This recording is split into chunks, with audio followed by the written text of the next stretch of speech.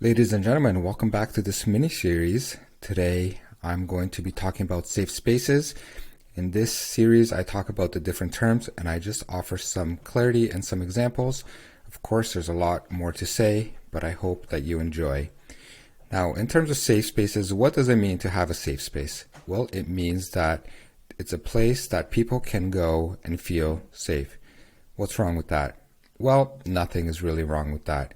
However, safe spaces have become places where really you cannot have freedom of thought anymore or freedom of expression.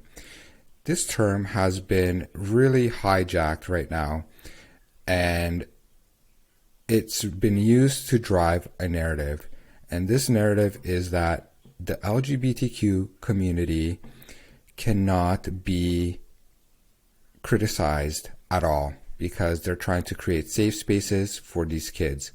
Now, these safe spaces are basically spaces where educators, organizers coming into the school, and students are really talking about sexuality. They're disclosing sexuality to each other, and they're disclosing sexuality to the students, etc., so that everybody can relate. Now, I don't know about you, but I feel really uncomfortable when a stranger talks about their sexuality to my daughters, and when a stranger inquires for my daughters to disclose their sexuality. Why? Well, first of all, it's nobody's business what anybody's sexuality is. Second of all, kids are not sexual because, well, they're kids. And third of all, it's highly inappropriate, and I think this behavior should not be tolerated. I mean, I don't really see where this behavior is tolerated, because if you're out in public and there's a stranger that comes to the park and wants to connect with your child on the playground and chat about their sexuality, it's going to be straight to jail, right? Like, this stuff has become accepted in the education system. So these safe spaces are really places where these people can talk about sexuality with minors and have no repercussion. That's what safe spaces are.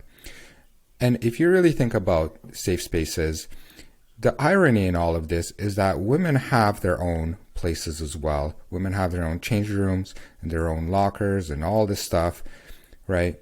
And it's ironic that the actual reality of it, these safe spaces, these advocates, these trans advocates, are basically looking to invade their safe spaces, right? They want to go into the women's spaces and make them feel uncomfortable. And at the end of the day, they're gaslighting women. They're using empathy and compassion. They're weaponizing it.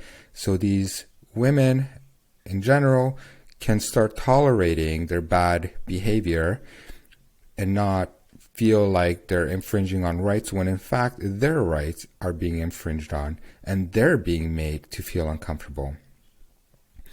So these safe spaces are really just the guise in order to push the agenda. Now, don't get me wrong, I believe in safe spaces and I'm more of a traditional guy when it comes to it. Hear me out. I think that we've perfected safe spaces, and we have done this for a really long time, and we have safe spaces for individuals who want to have sexual conversations with minors.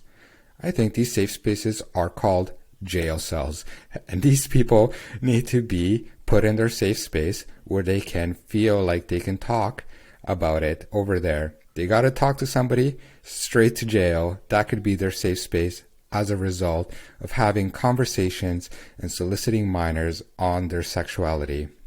Let me know what you think, and if you enjoy these videos, please subscribe. Thanks.